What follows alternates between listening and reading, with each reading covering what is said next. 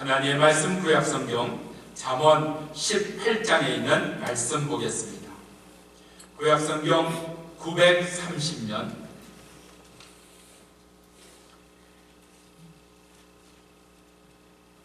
잠언 18장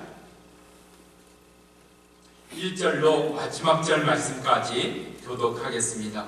이 말씀을 읽을 때 주께서 우리로 깨닫게 하시는 은혜 주시기를 바랍니다. 제가 먼저 1절 말씀 읽습니다. 무리에게서 스스로 나뉘는 자는 자기 소욕을 따르는 자라 온갖 참지혜를 배척하느니라.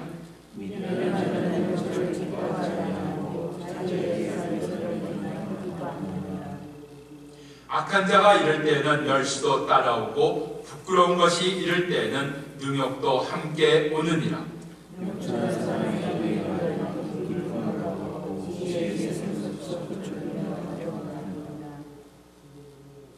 악인을 두어하는 것과 재판할 때 의인을 억울하게 하는 것이 선하지 아니하니라.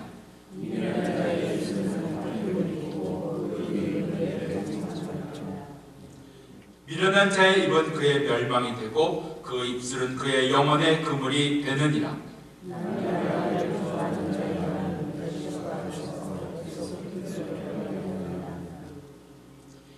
자기의 일을 게을리한 자는 해가 하는 자의 형제니라.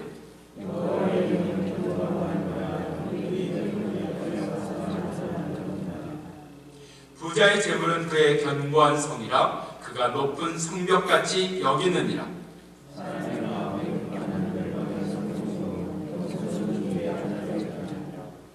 사연을 듣기 전에 대답하는 자는 미련하여 욕을 당하느니라.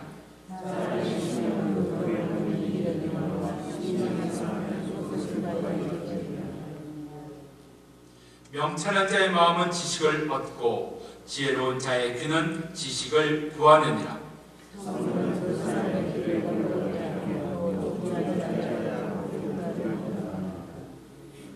송사의 원고의 말이 바른 것 같으나 그 피고가 와서 밝히느니라.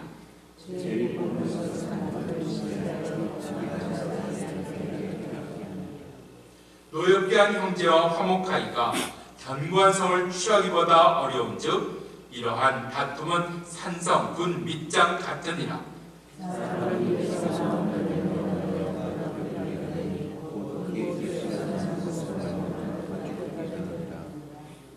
죽고 사는 것이 혀의 권세에 달렸나니 혀를 쓰기 좋아하는 자는 그 열매를 먹으리라.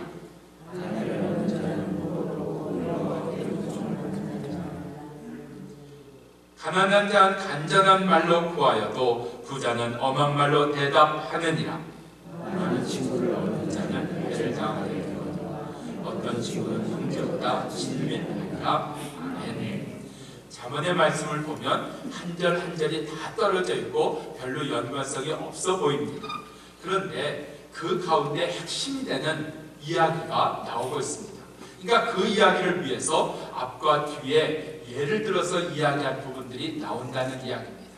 오늘 말씀 가운데는 그러한 것이 한 세 군데 나오는데 첫 번째로 1절에 있는 말씀입니다. 여기 무리에게서 스스로 나뉜다, 떨어져 나간다, 무리에게서 벗어난다 하는 것을 여기 보여주고 있는데 어떤 사람이 그 무리 속에서 믿음의 공동체 가운데서 말씀의 공동체, 예배의 공동체 이런 하나님 앞에 나오는 그러한 모임 가운데서 공동체 가운데서 나가게 되는가 하는 겁니다. 여기 보면 18절에 소욕을 따르는 자라고 했습니다. 자기의 옳은 것을 따르고 자기의 맞는 것을 따르고 자기의 생각을 따르면 공동체 가운데서 자꾸 나가게 되는 거예요. 왜 공동체 함께 있지 못합니다. 공동체라고 하는 것은 자기의 생각으로 이루어진 것이 아니라 하나님의 말씀으로 이루어진 게 공동체입니다. 교회라는 공동체, 예배라는 공동체, 선교라는 공동체는 하나님의 말씀에 의해서 이루어졌다는 거예요. 그런데 그 하나님의 말씀에서 이루어진 공동체가 내 생각과 다른 거예요. 내 마음에 들지 않는 거예요. 그러다 보면 그 안에서부터 자꾸 멀어지게 됩니다.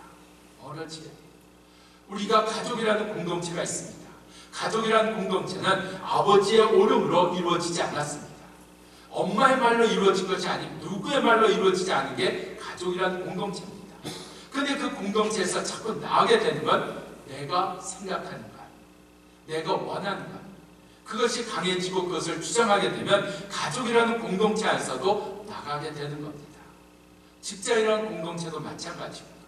우리가 예배 공동체, 교회라는 공동체 안에서 오늘 나누는 자가 되지 아니하는 나의 소욕, 나의 생각으로 이끌어가지 아니하는 그것으로 판단하고 결정하지 아니하는 그 은혜가 우리 가운데 있기를 바랍니다. 그래서 그렇게 자기 소욕을 따르는 자는 1절에 있는 말씀 온갖 지혜, 참지혜를 배척한다, 듣지 않는다는 이야기입니다. 그것이 2절에 가면 조금 더 구체적으로 나옵니다. 미련한 자는 명철을 기뻐하지 아니하고 자기 의사를 드러낸다 그랬습니다. 자기 의사, 들으려고 하지 않습니다. 들으려고 하지 않습니다. 들으려고 하지 아니하고 자기 의사를 드러내는 것을 기뻐한다. 언제부터 부부 사이가 좀 껄끄러워지고 불편해질까? 들으려고 하지 않고 자기 의사를 자꾸 이야기해요. 자꾸 자기 의사를 이야기합니다. 한 번 이야기하고 두 번 얘기하고 하루 지나 이야기하고 일주일 지나 또 얘기하고 내 말을 들을 때까지 또 얘기하고, 자, 이렇게 들으려고 하지 않는 자리. 오늘 어머니 기도회에서도 같이 나눌 말씀인데요, 좀 들으려고 하는 것이 있어야 된다. 사도행전 16장에 있는 말씀처럼 성령께서 바울에게 말씀하셨어요. 예수의 영이 바울에게 말씀하셨어요. 더 이상 아시아에서 복음 전하는 것이 아니라 마게도니아로 넘어가라.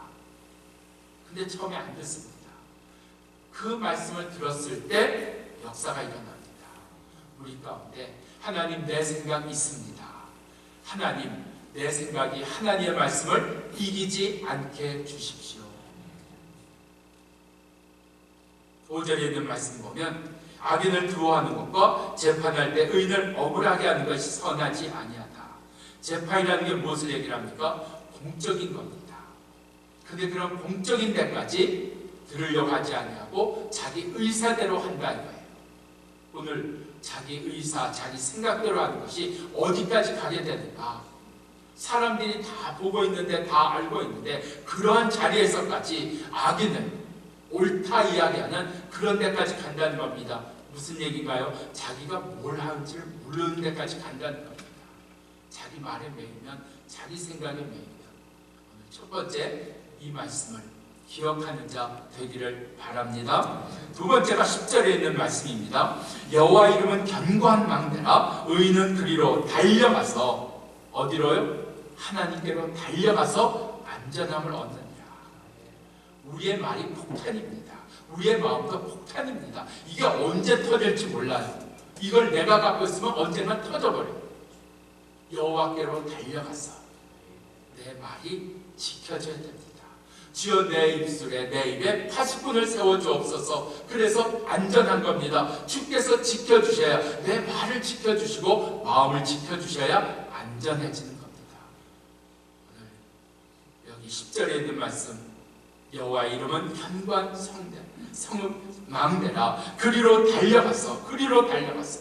오늘도 여호와께로 달려가서, 여호와께로 달려가서 여호와와 함께 있는 자리. 그래서 11절의 말씀을 보면 부자는 자기의 재물을 견고한 성으로 삼았다는 거예요. 10절과 11절이 비교가 되는 겁니다. 10절은 여호와의 이름이 견고한 망대, 성이라 이야기하는데 11절은 부자의 재물은 견고한 성이라고 했어요.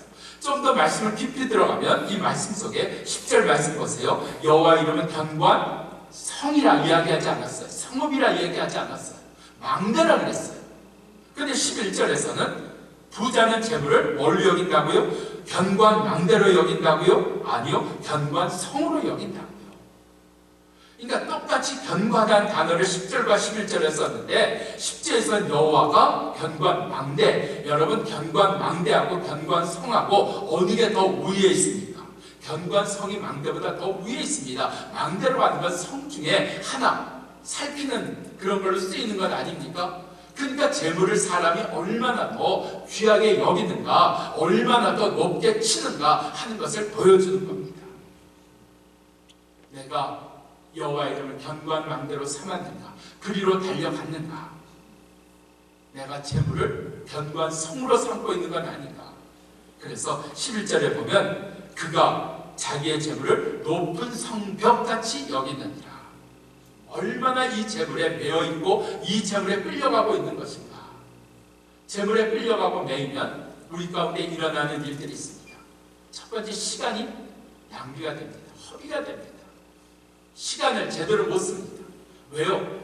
재물을 위해서 내가 이렇게 열심히 일하고 늦게까지 일하고 놀지 않고 일하는 시간, 인생이 놀지 않고 일하는 게 인생 아닙니다. 쉬지 않고 일하는 게 인생 아닙니다. 근데 쉬지 않고, 왜요? 일하면 좀 더 얻을 수 있잖아요. 가질 수 있잖아요. 누릴 수 있잖아요. 그러니까 조금 더 일해야 되고, 다른 거 못해도 일해야 되고, 자녀와의 시간보다 일해야 되고, 내가 주의 말씀을 듣는 것보다 일해야 되고, 그게 시간 낭비라는 겁니다. 내가 놀러 다녀서 시간의 낭비가 아니라, 내가 잠만 자서 시간의 낭비가 아니라, 일만 하는 게 시간 낭비라는 겁니다.